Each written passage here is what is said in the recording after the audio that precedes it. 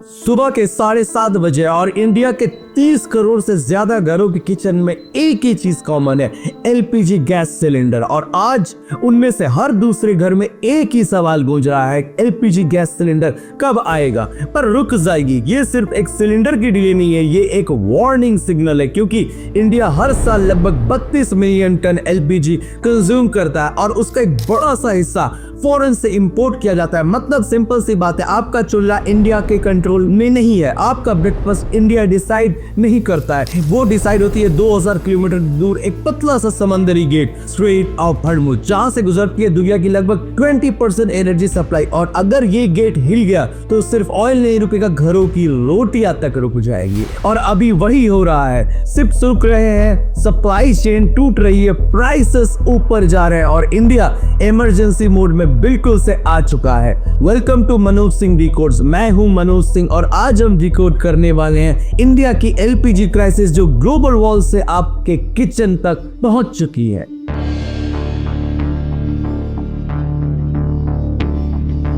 जरा सोचिए, हम रोज जो छोटी सी ब्लू फ्लेम देखते हैं अपने किचन में, वो इतनी सिंपल नहीं है जितनी लगती है। एलपीजी, लिक्विफाइड पेट्रोलियम गैस, नाम सुनने में टेक्निकल लगता है पर सवाल में ये दो गैसेस का एक साइलेंट कॉम्बिनेशन है, प्रोपेन और ब्यूटेन। ये गैस तो ओनली हवा में उड़ती रहती है, पर जब अंडर प्रेशर दी जाती है तो वो एकदम से लिक्विड बन जाती है, जैसे किसी ने उन्हें बंद कर दिया हो, कंट्रोल कर लिया हो। इसी वजह से एक छोटा सा सिलेंडर एक पूरे घर में महीने भर का फ्यूल बन जाता है। और आप जब नॉब घुमाते हो तो लिक्विड फिर से गैस बन जाता है और एक क्लीन फ्लेम के साथ जलते रहता है, ना धुआं ना आंसू, बस एक स्मूथ जिंदगी। पर ये स्मूथनेस इतनी सिंपल नहीं है जितनी आप सोचते हो। एक वक्त था जब इंडिया में गांव में सुबह का मतलब होता था लकड़ी तोड़ना, माओ के हाथ में काले हो जाते थे, आंखों में धुआं भर जाता था, कुकिंग एक डेली स्ट्रगल सा था उन दिनों। फिर धीरे धीरे इंडिया में एलपीजी, लिक्विफाइड पेट्रोलियम गैस आती है सिलेंडर्स में,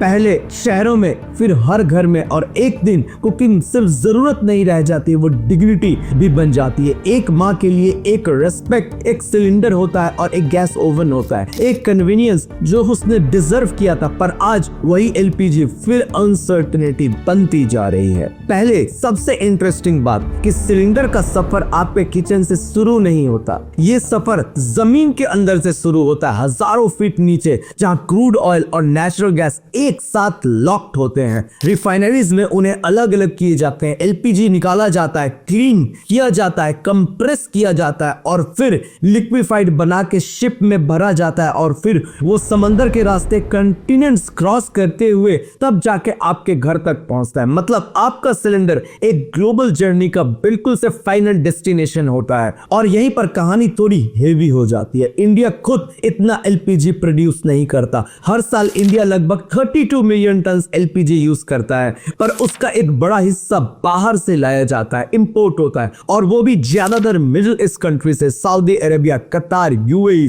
मतलब सिंपल सी बात है, आपका घर का चूल्हा किसी और देश की स्टेबिलिटी पर डिपेंडेंट है। थोड़ा अजीब लगता है ना, पर यही बिल्कुल से सच है। अब सोचिए जरा, एक रूट, एक पतला सा समंदरी रास्ता जिसका नाम है स्ट्रेट्स ऑफ हॉर्मुज़, दुनिया का लगभग 20% एनर्जी इसी रूट से गुजरता है। यहाँ एक गेट है और अगर ये गेट बंद हो जाए तो पूरी दुनिया की सप्लाई बिल्कुल से रुक सकती है। और 2026 में यही गेट वॉर के लिए हिल चुका है। मिडिल ईस्ट में टेंशन फिर से एक्सप्लोड हुए, यूएस और ईरान के बीच कॉन्फ्लिक्ट इतना बढ़ गया कि समंदर भी अनसेफ हो गया, शिप्स रुक गई, इंश्योरेंस कंपनीज ने हाथ खड़े कर दिए, कुछ टैंकर समंदर में ही अटक गए और धीरे धीरे सप्लाई चेन गैस की बिल्कुल से टूटने लगी। इंडिया को इमरजेंसी में रसिया से ऑयल्स लेना पड़ा। एक ही वीक में 30 मिलियन बैरल क्रूड सिक्योर किया गया इंडिया के थ्रू में। शिप्स जो चाइना जा रहे थे उसे डाइवर्ट करके इंडिया की तरफ भेजा गया। ये नॉर्मल ट्रेड नहीं था, बल्कि ये एक सर्वाइवल था।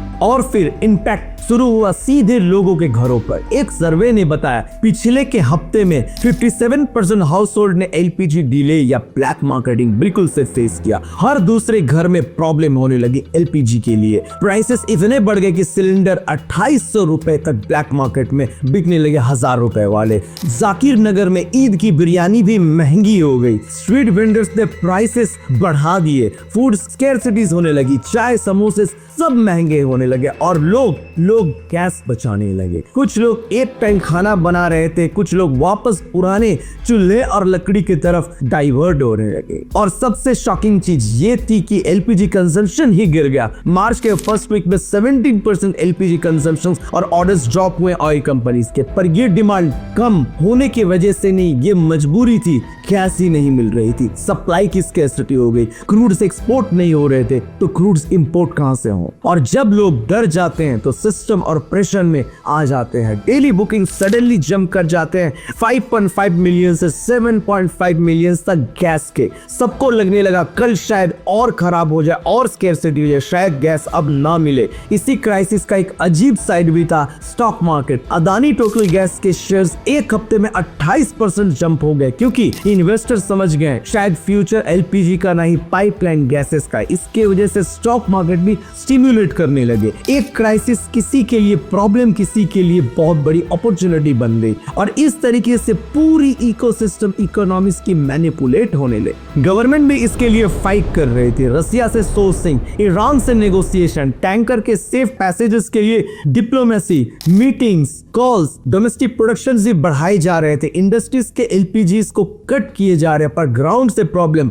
अभी भी है। सिलेंडर्स लेट आ रहे हैं, लोग वेट कर रहे हैं और कुछ किचन फिर से वल्नरेबल हो गए। और अब सबसे अनकंफर्टेबल सच, ये एलपीजी क्राइसिस नहीं है, ये डिपेंडेंसी क्राइसिस है। इंडिया स्ट्रांग है पर अपनी एनर्जी के ये इंडिपेंडेंट नहीं, और जब तक ये डिपेंडेंसी रहेगी हर वॉर, हर कन्फ्लिक्ट आपके घर और आपके किचन तक आ पहुंचेगा। आज एक माँ किचन में खड़ी थी, चूल्हा ठंडा था, बच्चा इंतजार कर रहा है और कहीं दूर शिप्स समंदर में भी खड़े हैं, मिसाइल्स उड़ रहे हैं और डिसीजंस लिए जा रहे हैं जो उस घर को इफेक्ट कर रहे हैं। वॉर वहां होता है पर भूख यहां लगती है, खाना यहां बनने से रुकता है। और शायद आप समझ गए होंगे आपका सिलेंडर सिर्फ गैस का कंटेनर में ये दुनिया की जियोपॉलिटिक्स का एक साइलेंट कनेक्शन है।